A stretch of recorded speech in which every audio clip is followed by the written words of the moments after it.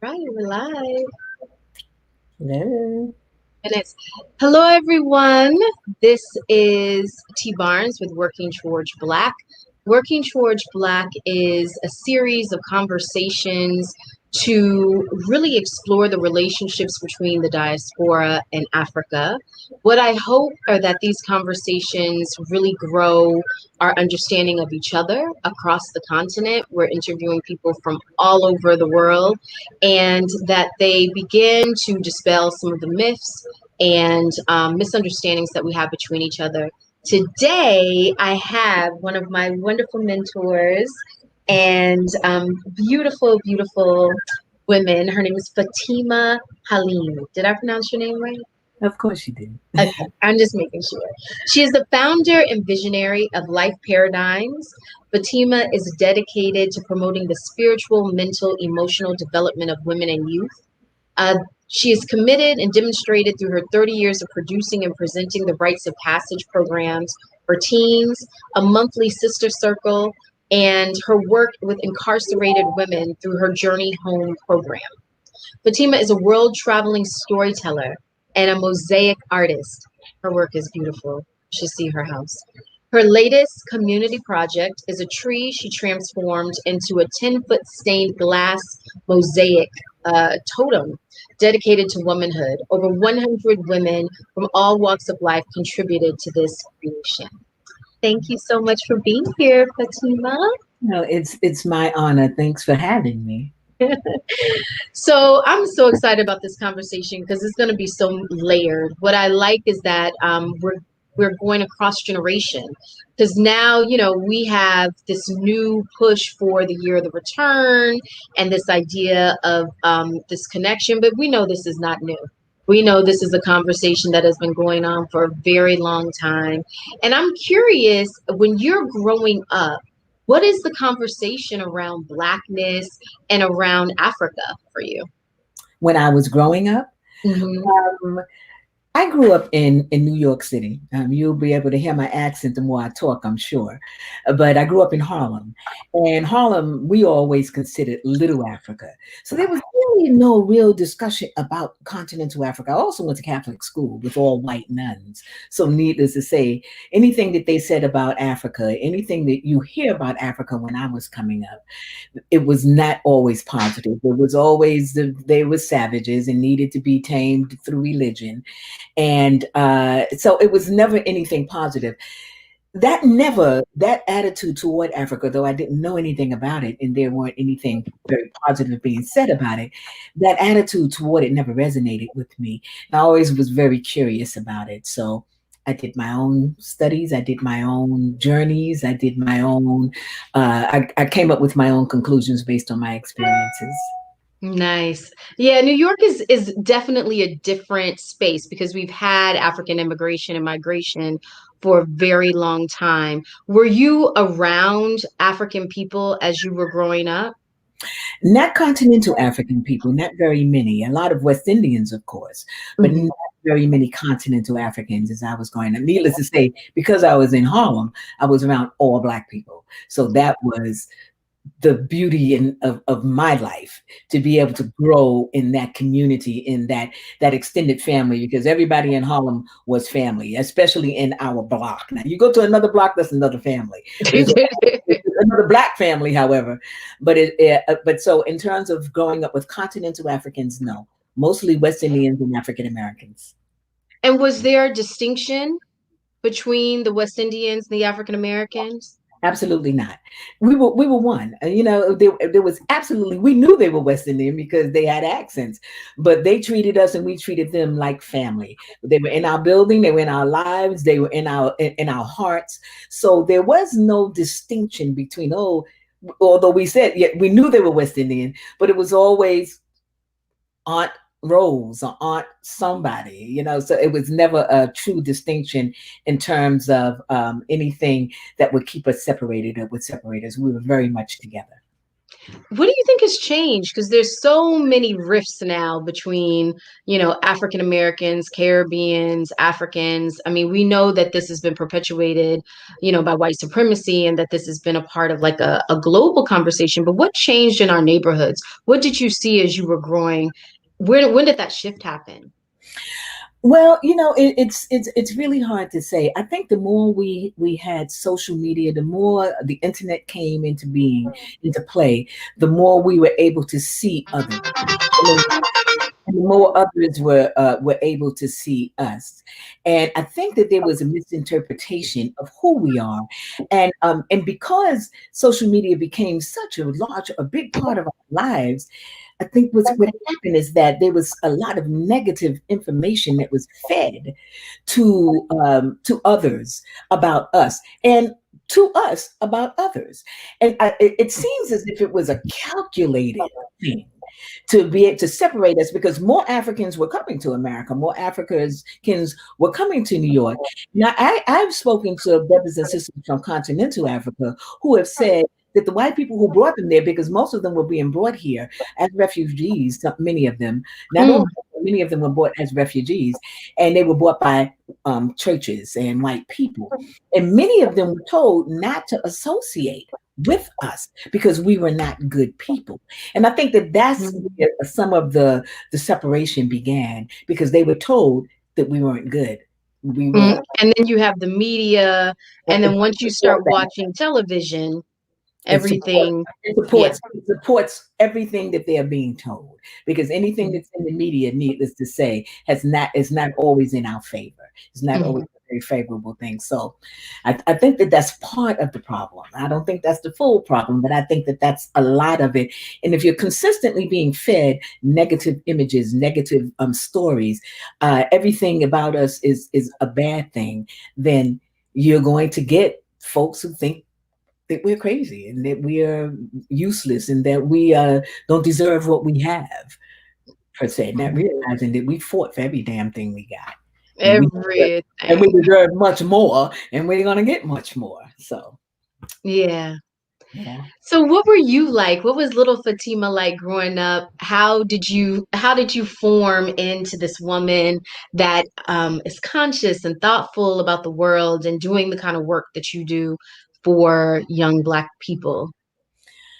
Well, I grew up, I always say I lived a charmed life, although I was very poor. We grew up in the projects. We grew up in public housing, with a very close family, a mother and a father, despite all of the stereotypes about Black families not having a father. Every Black family that I grew up with had a father. And it was the ones who didn't have a father that we would look at strange. Oh, they don't have a dad in their house. Because most of the folks in my neighborhood and in my community, they did have fathers. So I grew up with a family who loved me and who was very strict with me. And I was always one of those precocious little girls. I always wanted to perform. I come from a family of musicians and artists, and I wanted to perform, and I was encouraged to perform because my mother came from Florida to New York to become a jazz singer pianist, and met my father. I had 5 children, and her dreams were thwarted. So she lived vicariously through me and my music, and so I grew up just wanting to do that, and doing that. And fortunately, I'm in New York, which is the perfect place for that. And so I was able to meet all kinds of people from all walks of life that were very instrumental in informing how I saw the world. And I saw the world as a place that I belonged in, and I should have a major role in. And that was really a good thing. So I loved growing up as a New Yorker, because as a New Yorker, you get to meet all kinds of people. And because I was in the music industry, that expanded my vision and my experiences even more. Hmm. Do you think that having Black space and growing up in Black community is, do you think that it gives you a better sense of yourself than like post integration or what we experience now, where our children are kind of separated from a lot of those all Black communities? I mean, even in New York and Brooklyn now, those communities, are slowly non-existent. Yeah, I think it's very important to grow up in a Black community, because it does inform your view of the world, particularly if you're growing up in a community and or in a family that has a broader vision of life and of the world, as opposed to myopic vision is that only black and you'll never make it if you're black, and because unfortunately there are some of us who do grow up like that. So I think it's very important. I think that one of the worst things that happened to the black community is segregation, and or I'm sorry, it's integration. Segregation was probably one of the best things, Hmm. because one of the things about Brown versus the Board of Education, and I know you know about that one, that's helped to inform integration in the schools, right? But they weren't asking for integration. They were asking for better schools. They were asking for equal treatment in our schools, and let our schools have the books and the teachers and pay the teachers and have the nice schools as everyone else. But instead, they took us and they put us in white schools. And I think that we weren't welcome. You know, Hmm. I tell friends and people who have school age children, just because a school is a good school and you're in a white community, just because it's a good school doesn't mean it's a good school for your child. And we have Exactly. to be mindful of that. So I think that is very important. I like black communities. I grew up in one, and as a result, I'm open to everything and everyone, but I'm very clear about who I am. And when I moved to Phoenix, which is a very, very white city, right? I Hmm. mean, we're like 3 to 7% of the population here. And when I brought my children here, fortunately, we had a community of black folks, and we raised our children together. So our children are very conscious about who they are. So yeah, there was another point that I wanted to make that it will come to me. So if all of a sudden in the middle of our conversation, I just pop up and say, "Oh, Say you are." it. Huh, I feel like you just have so many there's so many angles that I want to talk to you about. What are you feeling about our current state? Where do you see us? And I'm not talking about like the politics of it. We're not talking about the orange man. Where do you see us, Black people? Where are we when you look at us, the generation, my generation and younger, what are you seeing from us, both positive and negative? You're a millennial, right?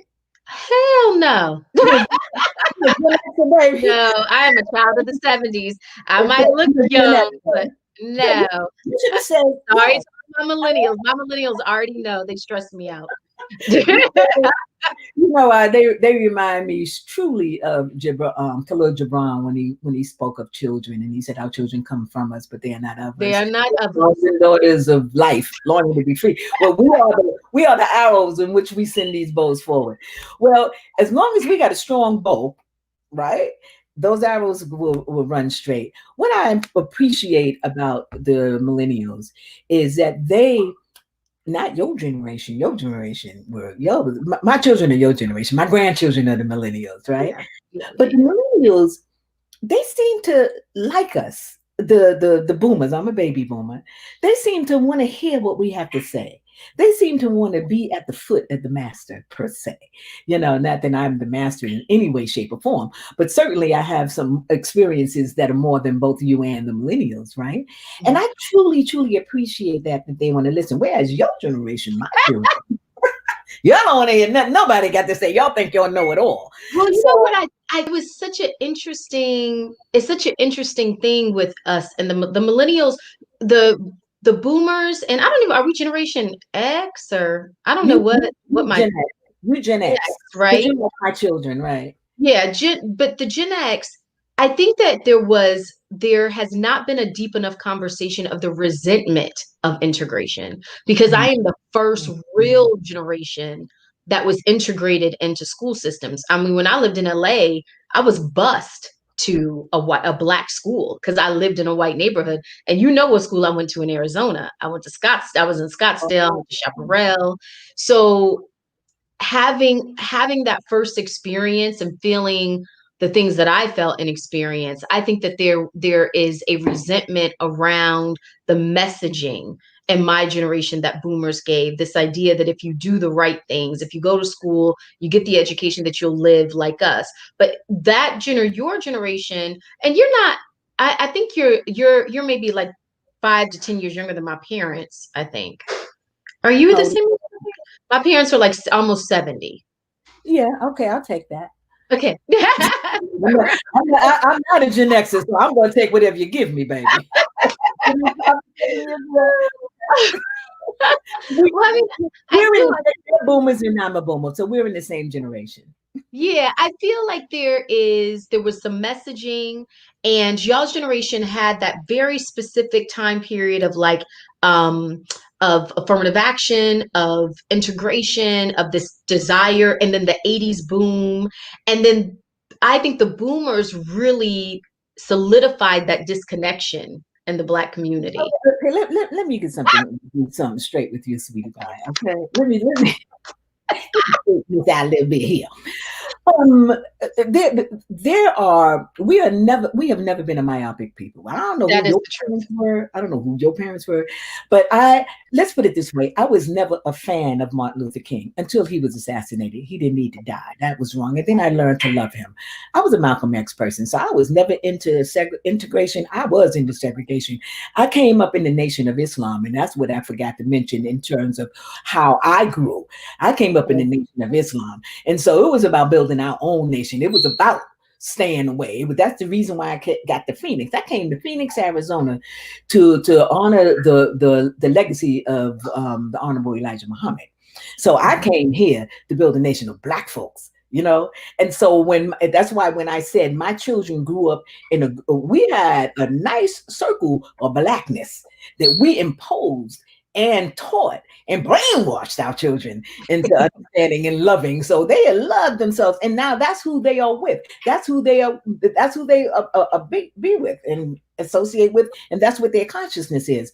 Now, my grandchildren were raised by your generation, so I had to keep fixing shit. Excuse me, the damage that they did to my poor babies. I got to always keep running interference for my grandchildren who are millennials, and younger, and who were raised by Gen Xers. So Mm. putting us all in no bag, all right? My baby is young, so I still got time. No, I mean, I think that it's an interesting disconnect. There is Yeah, yeah, definitely a yeah. disconnect between Gen X and the boomers. I do think that there's resentment. I'm not sure what happened. I think that they're, pushing into white communities, pushing in, going to schools, that you shift and you change. And whatever that is, I think it's an interesting exploration. We need to have like a whole summit to heal the wounds between Gen X and the boomers. I guess you should ask yourself, what good is that resentment? All it does is slows things down. Because I can understand how you may feel based on what you were given and how you were taught. And that's okay, because the bottom line is it couldn't have been too bad, because look at you. Look how you turned out. So let's get a little bit of gratitude for that boomer that raised you, because she did the damn Oh thing. my God. Okay, so let's start there. And though she took you from somewhere to someplace else, she did it with your best interest at heart. She didn't Absolutely. do it for her. She did it for you. And she thought she was doing the right thing. And apparently she did a good damn thing, because every time I've listened to you, every time I've heard you, every time I've seen you, I've been proud. And you called me in the beginning of this program, you called me your mentor. I look Yeah. at you like, baby, they sat at Jesus' feet. He was 7 years old when the old people were sitting at his feet. So I can sit at your feet and listen and learn from you. So your mama did good. So don't have Oh, the they did. I think resentment. it's more of a macro conversation, because I think Yeah, my I understand. I understand what you're saying. yeah, And I'm speaking on a macro basis, and I'm just yeah. using you as the example for the rest of the generation. The It's reality true. is, There's is that something with us. why? Why resent us? Shit. Look No, at this. You're going all around the damn world and teaching, opening up stuff in Morocco, and what the hell? I'm no, done. I always say that, my parents made sacrifices in Mhm. corporate America, pushing at so that I don't have to. Like, I don't have to make those choices. I don't wake up every day and wear the mask so that I don't and deal with the white aggression, microaggressions that work from, my coworkers. I don't have to do that because my parents positioned me to not have to do it. And I'm very appreciative of the boomers for that, because I understand that the idea was, we're here. We built this. we deserve this. And so let's fight to be a part of this. Do you think it's worked? Well, obviously not listen to you, but I'm gonna get in so much trouble. My mama's gonna call me as soon as this is maybe we should over. have started this conversation with "I love you, baby." I think we're coming back full circle because the Solana, your daughter, your incredible daughter, my grandchildren, the other young people who are in their 20s and their 30s who are coming and listening and learning, and what's happening in this world is slapping people into wake up, right? So I Mhm. think that it is working. Yes, absolutely. I'm an optimist, and especially when it comes to Black folks, we are such a powerful people. No matter where we are, no matter what our experiences have been, no matter what our education, whatever that might mean, is we are such a powerful people. I have the utmost, what is the word? Yeah, we're gonna be okay. We're gonna be Yeah. okay. As long as I'm alive and kicking and in my full capacity, I'm gonna make sure that whatever I have that I put in others, and I'm also gonna also remember to keep my mind open so that you could put stuff in me, so Mhm. that so that we can have that connection. It's so important that you and I have that connection. It's so important that me and the ones who are under you have that connection. It's so important that me and my elders have that. We have to keep connecting no matter what. So yeah, I think it's going to be okay. I really do. So let's talk about your projects, because I mean, I have had the benefit of seeing bits and pieces. I mean, definitely the rites of passage program for young girls, which I mean, that's just it's the most beautiful work. Because and I didn't appreciate this work, I think, when I was younger. I did Mhm. the debutante thing and the rites of passage things, and but what you realize is that God, that wisdom, when you get to a certain place in your life, it's just so invaluable. And you go back and you take those pieces. Tell me about what you're doing with the girls in the Rites of Passage program. Well, I've been doing the Rites of Passage program for about 27 years now, and I did it because when I moved to Phoenix, my kids didn't have what I had in New York, which was the Black community. So I wanted to make sure, and I figured if my kids didn't have it, and I knew my kids would get it because of the community we built when we came here. I wanted to make sure that their friends had something because I didn't my I wanted to make sure that whoever my children were hanging out with, they had some information so that they could at least be conscious together. And so I created the program so that other Black children, not only my friends, my children's friends, but also other young Black children can have an opportunity to interface with one another because they go to a lot of whites where they're the schools where they're the only Black person. There were only two or three of them. So I wanted to make sure that they had an opportunity to interface with one another, to interface with women who can feed them information that's going to help them to grow spiritually, mentally, emotionally, etc. And they would get the information that they need about their culture in order to empower them to face some of the demons that they were going to be facing in the world that they're going to be in. So that's why I created the program. And every time I said, well, I'm going to stop, I'm ready to retire. Um, You ain't going nowhere. I, I can't, and I'm okay because it keeps me alive. So Mhm. I love this program, and we only have 15 weeks of it per year, but we stay in contact with the young people throughout the year, particularly when necessary. We also have a boys program called Sons, Saving Our Oh. Sons, yeah, and the men who run that program are gods. I love them so much. They're doing a fantastic job with our sons. And as a matter of fact, I did a rites of passage ceremony Sunday for a friend Mhm. of mine's grandson who was turning 11 years old. It was just his family, and it was in lieu of a birthday party. It was an incredible ceremony we had for this young man, and it was so beautiful. And I was so happy because the brothers in the Sons program, my mentor, the brothers who are the mentors and facilitators of my Sons program, they all came.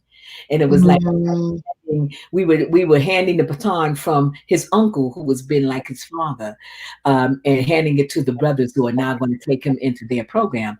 But it was almost like a father handing their daughter off to the husband, and it was very clear: it's not that the father or the uncle is going to be out of your life. it means that he's going to have now another support system or an extended support system to keep their eyes on you and to help you to grow. So it was just very wonderful. So yeah, we have the program for the girls and we have the program for the boys. So So how much of Africa do you pull in, and how do you see these fusions between Black American culture and African culture in these rites of passage programs? well, let's put it this way.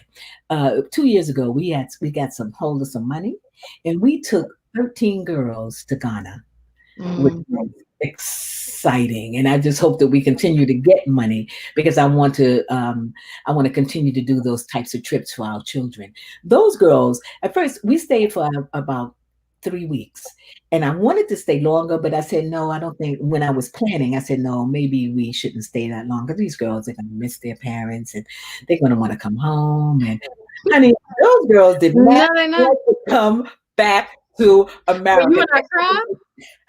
We were in a car in Kumasi, No, and yeah. honey, they did not want to. Uh, first of all, I don't want to come home, so I know they didn't want to come home. everybody loved them. The boys would talk about how beautiful they were. We had to guard the damn doors. it was it was wonderful. They learned so much. It was a STEAM trip. So what we went into a couple of the schools there in Ghana, and what we did was we did some STEAM, some engineering projects with the girls in the schools and the Ghanaian girls and with our girls. And it was just so beautiful just to coming together. And hopefully I think some of these young women are still in touch with one another. So I think that's important. I think that is extremely important that we have that exchange of culture, that exchange of information, that exchange of love and understanding between our sisters and brothers in on the continent and brothers and sisters here on this particular continent. So that's important to me, and it's important to our programming. So there's so much misinformation that we get about the sisters and brothers in Africa. So much Mhm. misinformation, and we need to change that. And one of the best ways to change it is by them being there and experiencing Travel. how Absolutely. beautiful Africa is. It's just, you know, okay, off subject for a moment, can we? Yes. See, the way I look at life, if we did a mass exodus from America to Africa, Africa would be and I'm talking about African Americans go back home.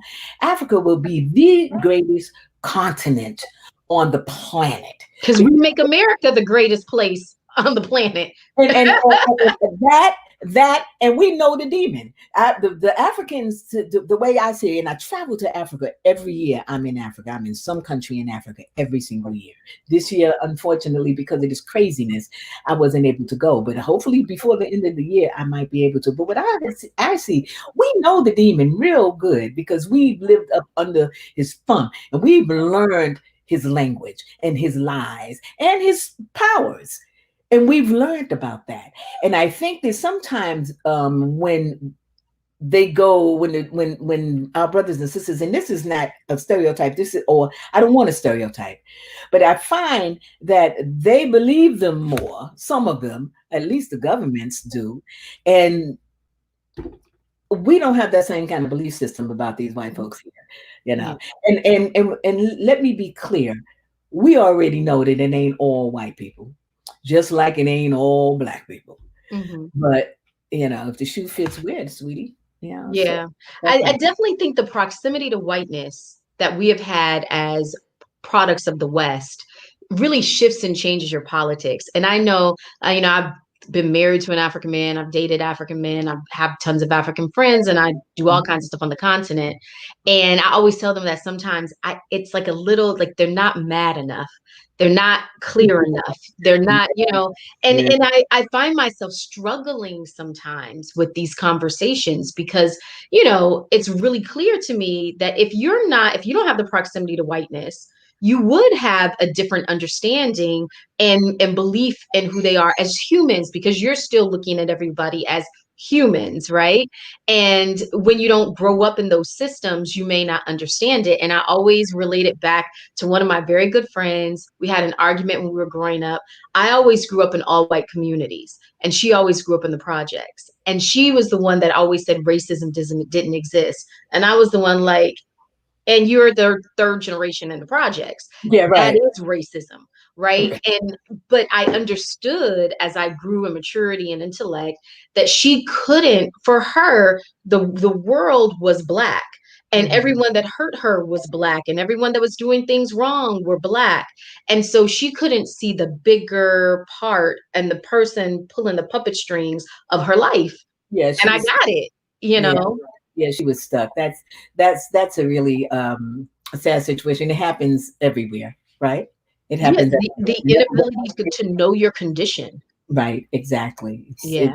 And then then you suffer from internalized depression when you begin to not even like yourself, your people, or anything else, and everybody else is better than you, and that's a very sad situation. And that's why I think one of the best things that's happened is what's happening right now with the protests, etc. Because people who are feeling that way or who felt like that, they're being slapped into a reality of no, sweetheart, it's not.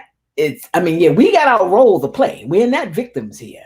But at the Right, right, right. same time, we have to understand the politics of all of this. And I think we're beginning to see that now. And we're having a change, a shift of mind when it comes to politics, when it comes to who we are, where we live, and what our role is in this world, and what we need to be doing in order to make the change in this world for Mhm. ourselves and for our people. And you're doing that with your program. What was that was the program with the A Journey Home, Mhm. the program with the prisoner. Tell me about that. How did that come up? How do you understand that particular work and in the conversation of Blackness and in the conversation of just where we are politically as African Americans in America? Well, now we're talking about the criminal justice system. The Journey Home program is a program where it's three of us, three artists who go into the jails, and we do this in collaboration with Arizona State University. They're the ones who first turned me on to the program. They asked me to come in as an artist to observe another artist that was doing the work in the state of Washington. Well, they brought her in, Pat Graney. They brought her in to do some work here.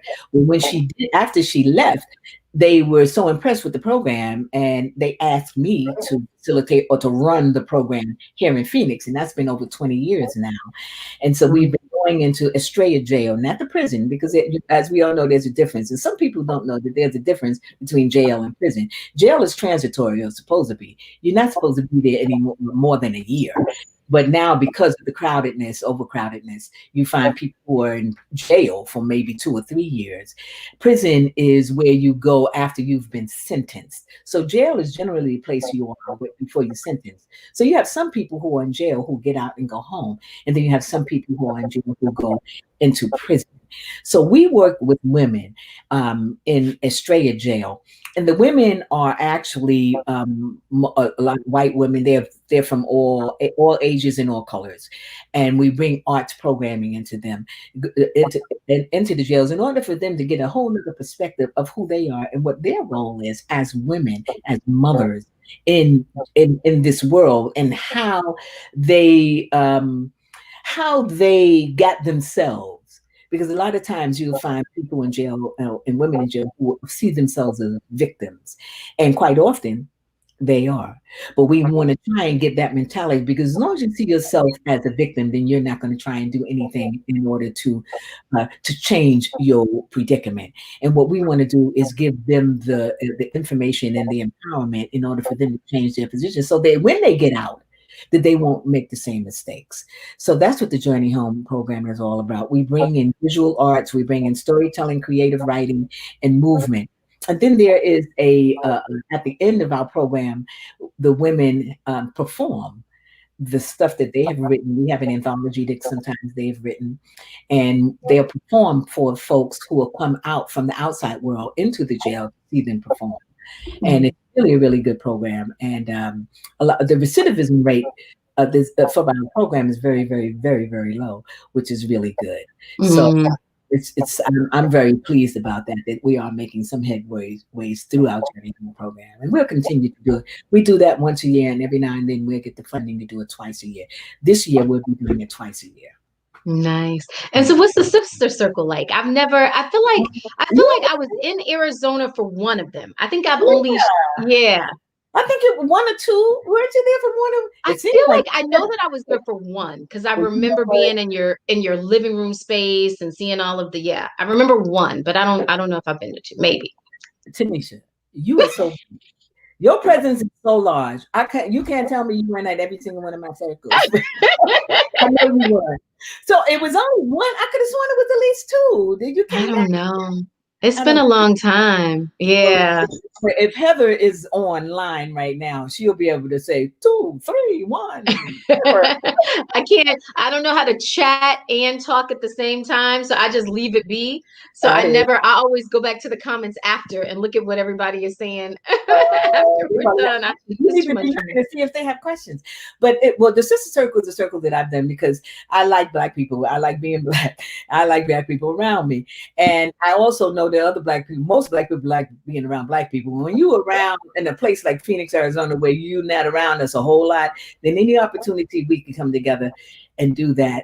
And be around one another and share each other's thoughts is what we do. The sister circle is a circle where I bring black women anywhere from 20, 18, 20 on up, on really on up, to come together and we sit down and talk. But we talk about the upliftment of our spirit. We talk about the evolution of our souls. So it's not about politics. We stay away from politics. We don't bash our brothers because that is so not allowed in there. And we just talk about what challenges we may be facing and how we can support one another in trying to overcome or trying to deal with or face and or just live with these challenges and or what are we going to do in order to make it better.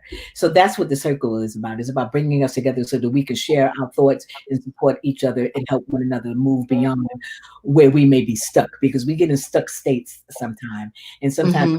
another woman who could say, well, damn, I've been through that as well, this is how I handled it. Oh yeah, I've done that, so this is how. And that's what the circle is all about. Hmm. What Yeah, is the condition of Black women in America? Where do you see us collectively? I think that we badass personally. That's a personal thing. Now I'm biased because I am a black woman, and, and the black women that I know and that I associate with, and the young that I know and I associate with, these sisters are very assertive, aggressive, progressive, very now. Of course, you're going to always have people who don't feel and think like you, but isn't that what makes life so wonderful? Because Hmm. you are thinking and feeling like you, and I'm okay with that. I it what I like about us is we go wherever we need to go. We are unafraid. We are fierce and unafraid. And we will go into the streets. We will go into the homeless shelters. We will go wherever we need to go in order to help our sisters. And that's how I see black women in America. We are badass. But that's not what you are shown. Because why would Hmm.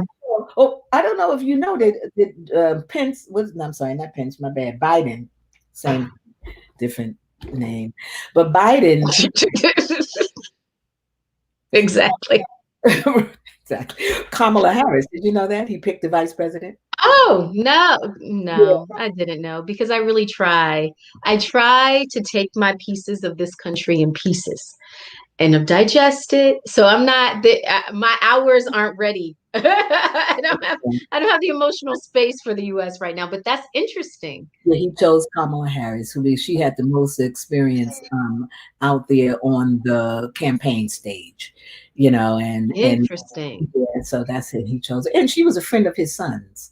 So that's what's coming. All of the stuff is coming out. More shit will be coming out later. But I'm just glad that this is a sister, because if anything happened to be the first black woman president in the United States, can you imagine that? Yeah, So she it got my. would be interesting. Yeah. Well, Yeah. And all whatever. we can do is hold her accountable, in the places where we feel. Hold her Mhm. accountable, hold her up. Both. Gotta hold her Exactly. accountable and we gotta hold her up. Yeah, because once we hold her up, then we gonna be pinching her little ass. No, accountability, accountable, baby. No, no, no. Exactly. But Exactly. we're gonna hold her up and we're gonna hold her accountable. Absolutely. So you mentioned something, and I'm gonna pick at it because I want to know.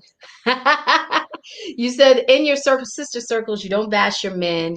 Where are you seeing black manhood right now? Um Wow, I didn't have a quick answer like I did with the sisters, huh?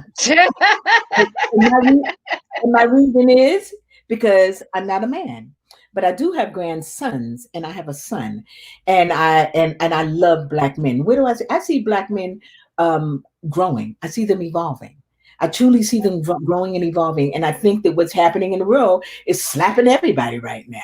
So Mhm. yeah, but I see black men growing. I see them evolving, I'm going to speak to the brothers that I know who are out there working with the young men in my son's program, and some other brothers that I know who are doing things with young men in their own rights. So I'm hopeful. I'm hopeful. I'm gonna tell you where my disappointment lies.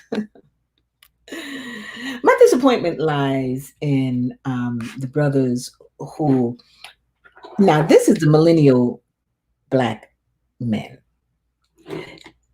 I guess when I said I'm hopeful for the millennials, I was talking about the young women, because those are the ones who I interface with mostly. When it comes to the young black men, and okay, no, let me stop. I am not going to stereotype. I'm not going to put them all in the box because I can't do that. But the ones that I'm very disheartened with, this degenerative music that these young brothers are doing, and though you have you have some of the young folks who are really doing some really good stuff when it comes to music, because that's the industry that I grew up in.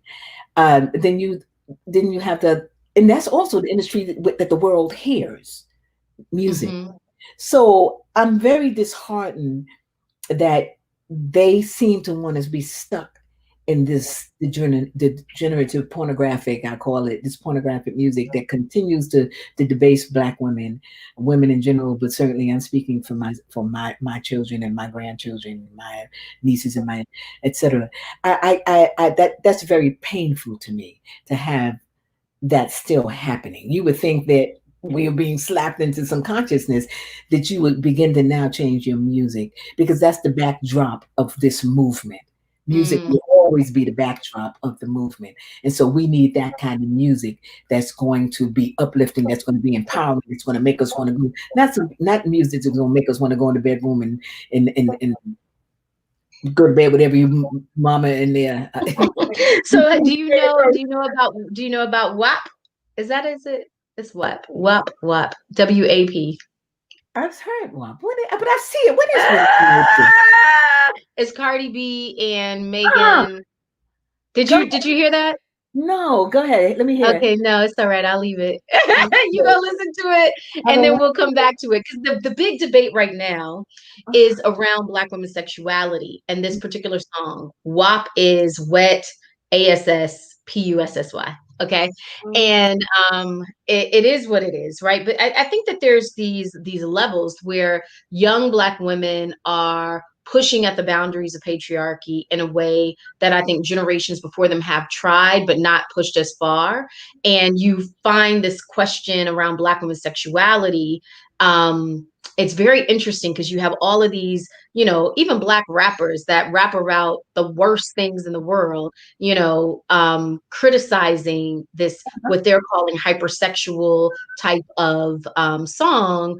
But it could also be looked at as, women being in control of their own, sexual expression, and so I think it's an interesting debate right now around music. And we talk about pushing the envelope on Black men, young Black men, and the music that they're making, and then you have Black women coming out with these very hypersexual songs. to. um but do we push, where do we push, where do we not push?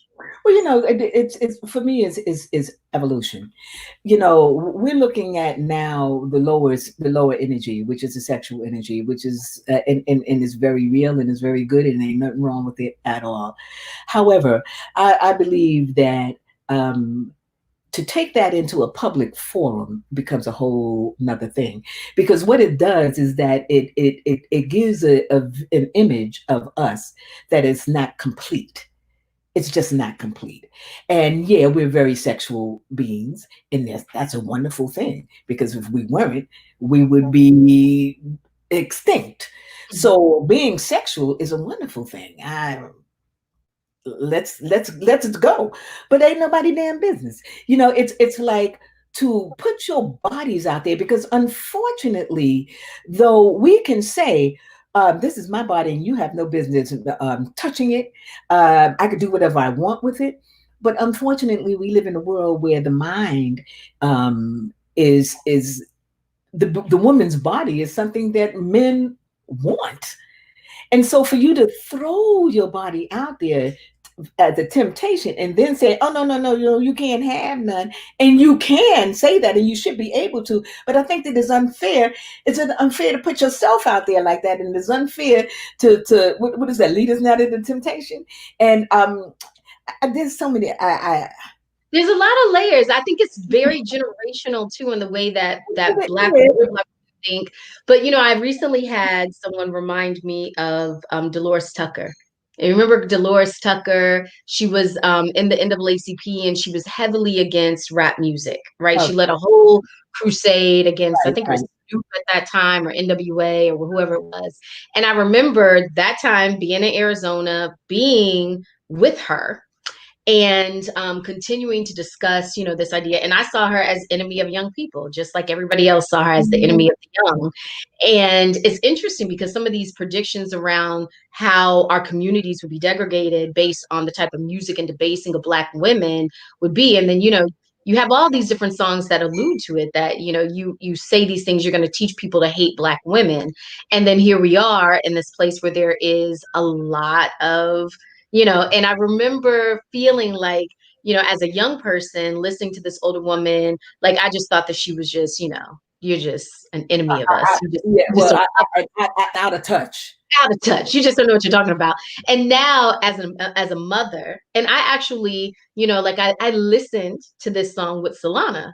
And Solana's 12 is a hypersexual song, says a lot of crazy stuff that I wasn't sure I was ready to deal with her. But it was interesting because Solana took herself out of I don't listen to this kind of music, mom.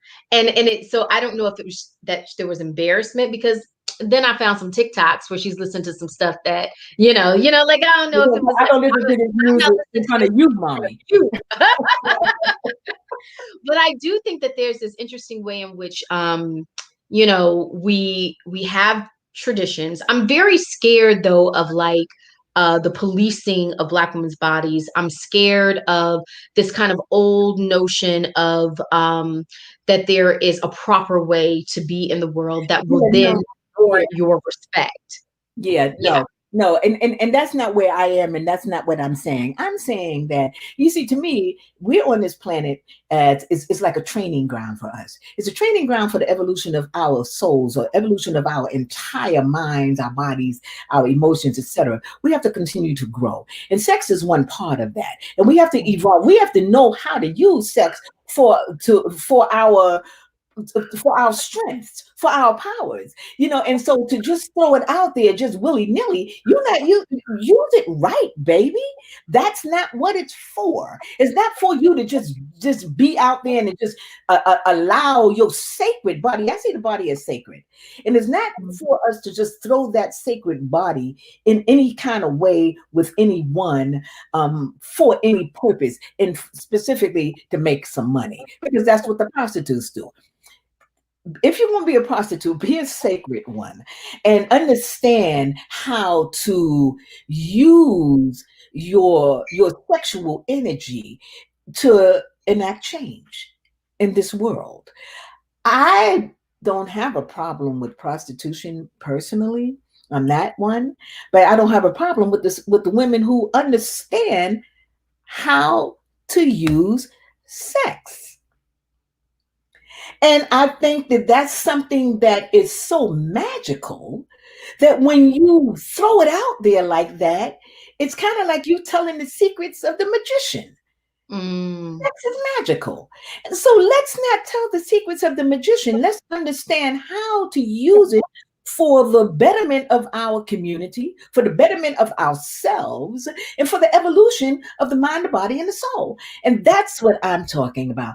This is a learning ground that we're on. This is one paradigm. We're going to transition, and we have experiences in many of them. The dream world is a paradigm.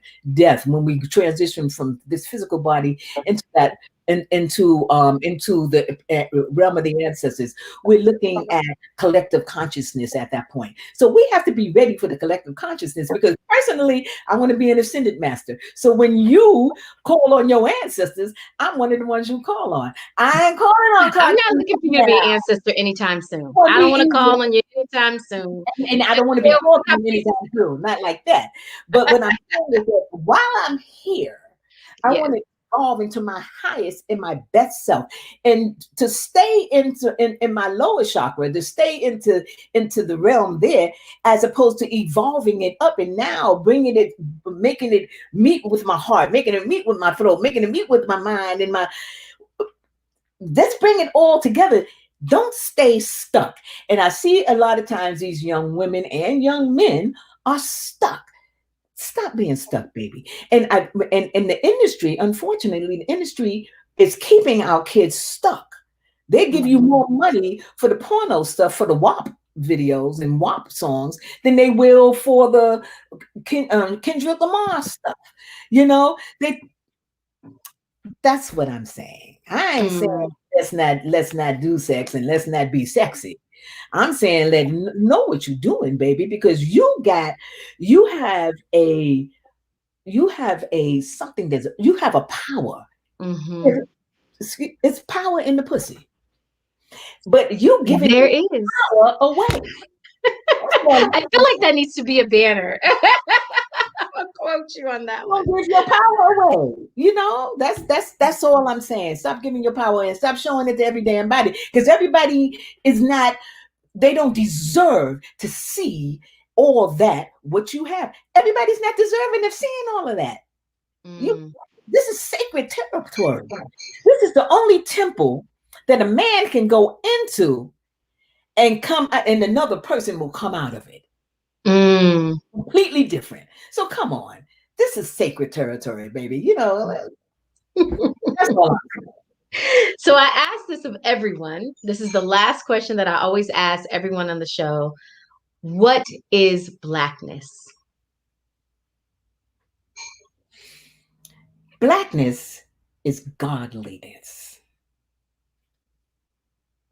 Blackness is the interconnection in the understanding of us interacting, interfacing, and evolving into the paradigms that we have access to. When you see blackness, if you look into the universe, there's blackness, there's darkness there. And then there's been said that we are made up of the same stuff as the stars and the planets. And if that's so, then shouldn't that we be evolving our blackness into that self so that we can have that collective consciousness? You know, when they say that we black people, we're not we don't, we think in different levels. Yeah, we do. We're all kind of black people. We're all thinking all kind of things. But there is a collective consciousness that we need to be proud of. We need to be Mhm. proud of that collective consciousness, because there's some power in that collective consciousness. And so I see blackness as God. That's what I see. I see Hmm. God in you, the God in me, the God in every black person I ever met in my life, whether they drunk, high, doped out, or engineers, doctors, or scientists. I see the God in every single one. So when I see blackness, I see God. Wow. This was amazing. Thank you so much for your wisdom and beauty. You came, you gave it to me. Told me you was gonna get dolled up. I was like, You okay, know, Miss yesterday, Fatima. I couldn't do that to blackness. I couldn't do that I to my people. appreciate you. I couldn't do that to my moments. Thank you so much. Well, thank you. Thank you for having me. I love you, sis. You know I I love love you. too. Thank you, everyone, for tuning in to Working Towards Black. This is an ongoing conversation. Make sure that you're tuning in every Tuesday and Thursday. We will have a lot more people from all around the world in these conversations through the rest of the month. Make sure that you have subscribed to freeblackwomanmagazine.com. It was launched on August 5th. And there's just so many different projects, so many things coming down the line. Spypalace.com. Make sure you go there if you're interested in transitioning to the continent. There is a lot going on. So we will see you on Thursday at 6 o'clock. All Bye, everyone. right. Bye, Miss Fatima. Bye, Tanisha. Love you, baby. Love you. Okay, how do we get